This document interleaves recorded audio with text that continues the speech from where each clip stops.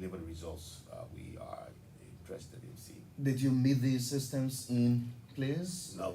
prior to taking over? No, no. So the MCS have accomplished a lot. You know, they have achieved a whole lot prior to me coming in. But there were some systemic issues, some lapses when it came to institutional building. Okay. And I think that's the reason why you change from one person to another person. Everyone's going to come and add to the work that the predecessors did. So I think I'm in a unique position now to be able to add to what my predecessors did. I had wonderful predecessors. I'm very proud to be listed among the many other good men and women who ran the MCSS. And each one of them brought something special to the MCSS. So I appreciate them for that. But I think we now must take another step. So we must institutionalize the MCSS. So we put it into places like many different things, you know, like I talk about monitoring and performance evaluation. Those are some of the things we are doing. But there are several other things. I just roll out several new initiatives of the MCSS, and in line of organization efficiency, we've developed several forms, several protocols that we put in place for proper monitoring. Say, for example, a teacher is going to leave, a teacher is going to be absent. If the teacher knows that he's going to be absent from school tomorrow, he must complete a form and leave that form with the vice principal for instruction, who would then make sure there is somebody to cover that teacher's class. So we have those kind of forms in place. We also have basic things that's warning forms. One of the challenges I've encountered is sometimes we need to fire somebody because of poor performance. The problem is You there's don't not have sufficient someone to documentation. replace. Oh, okay. Documentation. Okay. The principals and I have documented to make their work easy. So we created a form, a discipline, what we call it, disciplinary or form. You know, that the principal warning forms. Okay. The principal can use to, you know, let the teacher know that you didn't do this time, so that we can, you know, at the end of the day, we don't want to fire people, but if we have to do it, we have sufficient documentation to rely on. I like the portion of evaluating the teachers, but how transparent is such? I will be very transparent. So one of the things we're going to do first, like I said, we are rolling out this year. So when I meet with the Teachers Association today, I'll begin to unveil what we're going to be checking on. So the Teachers Association will review what we're going to be evaluating the teachers on, and they will agree on the instruments that we develop and we'll be using. We'll come to an agreement on it, and so we will always, every individual will be evaluated, will have the right to refuse the evaluation and say, this my evaluation is unfair. I will ask that, I want, you know, I will, you know, I want to see that another person come evaluate me, and then we'll make that available for another person to do it. So everyone will have the right. That is, if the evaluation is going to be challenged. Yeah, if you challenge after evaluation, we will consider, you know, having another person do the evaluation. Don't you think, or I wouldn't, I'm trying to figure out Yeah. whether we are not going to reach a point Yeah. of having some administrators, you know, this issue of wage hunt, is it not going to be a part of this evaluation process? I cannot say that there might not be a rogue individual who might engage in witch hunting, but I say there are layers we've put in place to make sure that the evaluation process is fair. So, like, anyone has a right to challenge it and then get due process to another evaluation by another administrator. So I think we've done a lot to mitigate the possibility of witch hunting. What are the possibilities when maybe an evaluation is completed, maybe by an administrator, and such is challenged, and you're taking another administrator to go and reconduct the evaluation? To what extent do we have the credibility in the previous evaluation and maintaining such person at the institution? Well, that person can also challenge that. When that person challenge that, he can come to my office, and maybe I would do it. Maybe I will invite somebody from outside to do it. And if that is even challenged, you can take it to the council. If it goes to the council, and the council dedicates someone to do it, and you still want to challenge it, you can write a minister of education. So we have different layers that you can go through. So, but I tell you one thing, I don't see that happening, because the whole idea is not to be punitive, it's to be assistive. Okay. So the evaluators will be trained to actually identify positives in every teacher. Okay. I think every individual has some positives, and then can spot the areas of improvement. I think if you do it that way, there will be there will not be that much room for people to really challenge it. There are a couple of projects you've rolled out in terms of support. Are you receiving such? We are receiving massive support from the government of Liberia. Massive support. I cannot ask for bigger or greater support. The MCS schools have been well supported, and so we've in fact we are constructing basically an annex at the Boswen, the previously Boswen Junior High School, because Boswen now is a high school. They will be receiving the first batch of 10th graders. I've been told that almost 150 students have already signed up to go to Boswen to become the first 10th graders of Boswen in a long time. It used to be a high school, they closed it now, but it's a junior high, now we have moved it. And Boswen High School is going to assist us a lot. The capacity of D12, that population over there is so huge, it's gone, the capacity.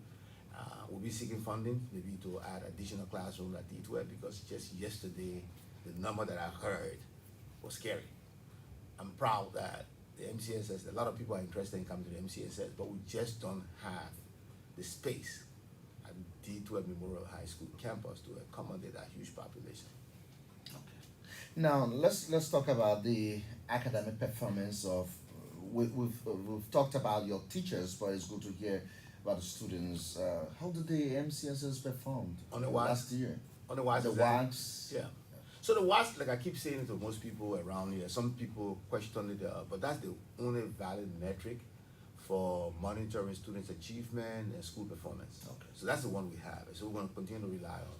I'm pleased to report, to the public out there that the performance of MCSS schools is above the national average by about 30 percentage points. Okay. So I think the national average is about 57%, if I'm very, very correct.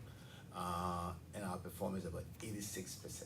That means 86% of our students who sat the WAS pass at least 3 subjects, which is the minimum requirement to pass the WAS. So we've passed in record, our student passed in record numbers. By the way, we sent 1,146 students for sat the WAS from MCSS, and 1,000 of them passed. Are you impressed? I'm overly impressed. What do we look for, maybe in the coming years? Well, I want to get that to 100%.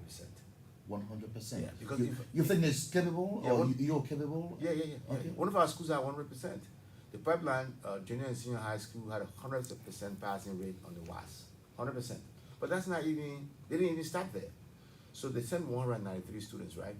All 193 students passed at least 3 subjects. That's what that means, they passed. But then 192 of the 193 passed 5 subjects. So even if we were to say that now is required for 5 subjects, Pipeline School will be graduating almost 100% of the students. So it's doable, it is achievable, and that's the thing that we aspire to achieve. Now let's talk about this semester.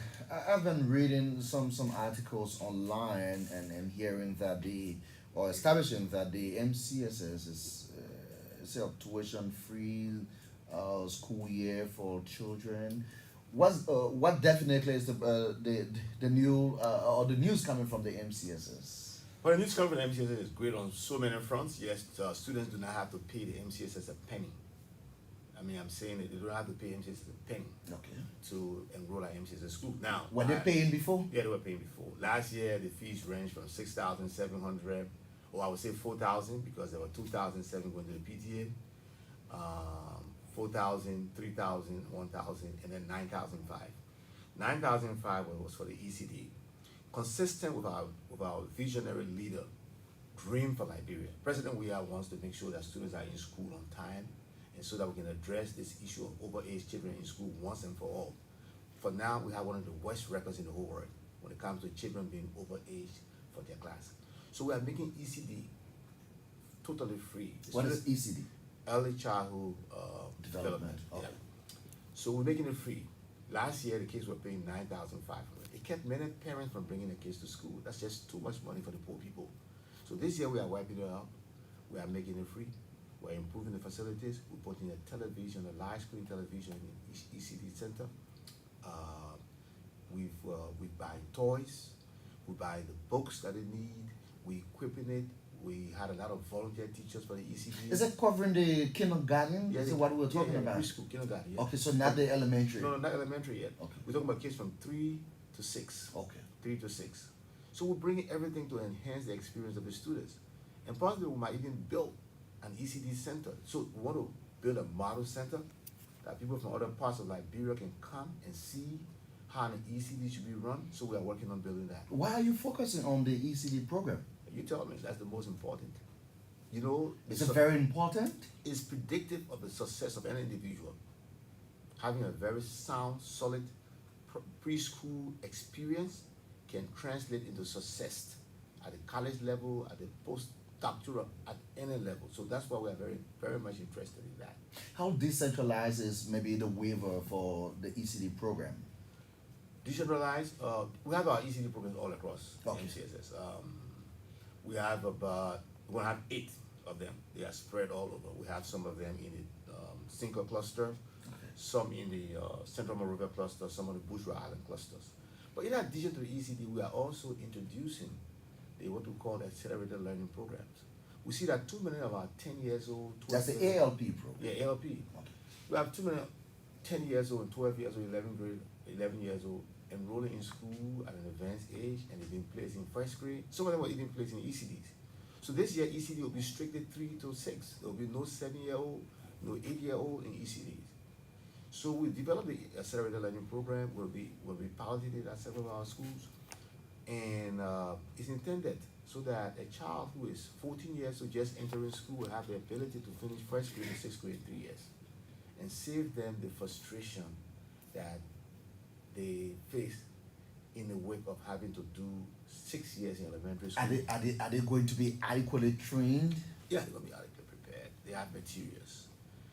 The research has been done. 3 years Yeah. for a Liberian kid? Yeah, a 10-year-old can learn with good teaching everything that a 6-year-old will be able to learn. A 10-year-old can learn that. What a 6-year-old will be able to learn in a year, a 10-year-old will be able to learn all of that in about 6 months at most with a good teaching. What's about sustainability of the ECD program, the ALP? Where is the MCSS? We will sustain them with the support of the government of Liberia, our international partners, our parents, our community. We will sustain them.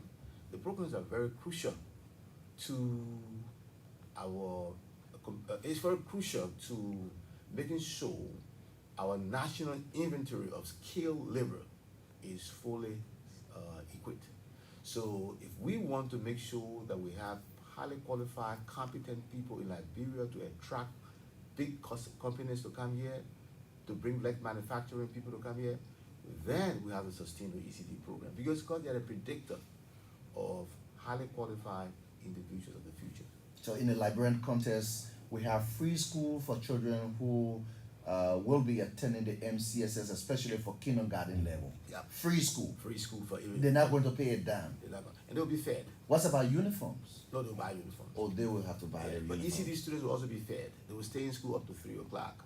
So it's very important for the kids in the ECD. There's something we call gamification. That means using games for them to learn. Okay. So we want to have sufficient time to play, to learn, to rest, and to play while learning.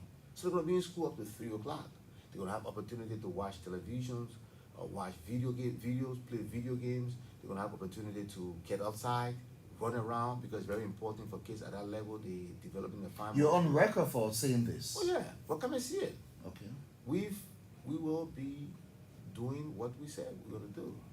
Yeah, we just completed an ECD training. I think we had a 2 days training for our ECD teachers. We brought in experts from outside to come and train them. So they are ready and they are well gassed up to do the job. How prepared are you in terms of monitoring and evaluating the ECD program? Well, we just, for the first time, we really appointed an ECD coordinator. Okay. And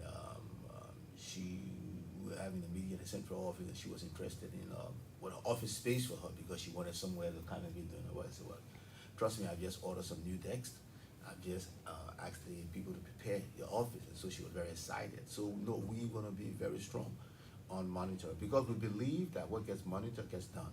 In the absence of effective monitoring, there's always going to be possibility for some people not doing what they are supposed to do. So this is going to be our signature program. Of all the programs we're implementing this year, the ECD, ALP, and our reading initiatives are our 3 signature programs. For There are many others who are listening to you now might be interested in sending their children to your ECD program. Do you have the space? We run you other to do some things, to do some thinking outside the box, to accommodate when it becomes necessary, additional student to some extent. When it reaches the level where we cannot, that's when we reach the central government to see if there's anything that can be done, you know, to quickly position